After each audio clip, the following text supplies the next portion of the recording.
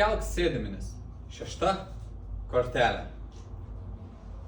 Patogiai atsistokime. Laisvai, stabiliai jauskime savo erdvėje ten, kur esame. Esant galimybėm pasiėmėme telefoną į rankas, knygą, žurnalą ar servetėlės.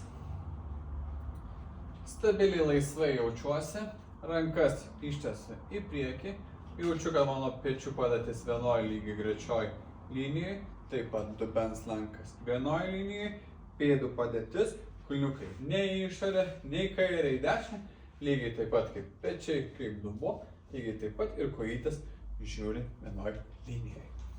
Lengvoje padėtyje susipažįstu su judesiu, kaip pritūpt, pasikelti, pritūpt, pasikelti. Tikriausiai jaučiame, kaip kylame iš keliuko, o dabar suspaudžiame sėdmenis, įtempiam kojas, įtraukiam pilvą ir tūpėmės pagal savo galimybės.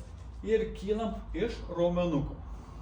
Būtinai kylam iš raumenuko, kad nežalotumėm savo sąnariukų, savo gyslyčių ar kitų žalojančių dalykų savo kūno padėtyje. Tai dirbam iš raumens. Ką jaučiame? Jaučiame, kaip raumuo atlieka sunkų darbą. Tai raumuo pasijungia. Rankytės vienoje linijai, pečiai suvesti, tai mentis suvestas prie stuburiuko, sėdmenis, kojas, pilvą įtraukiu, įtempiu ir atlieku pagal savo galimybės pritūpimą. Įsileidžiu, pakylu, išpučiu orą, pakylu, išpučiu po orą, pakylu. Su kiekvienu kartu, su kiekviena diena amplitudė mūsų didės.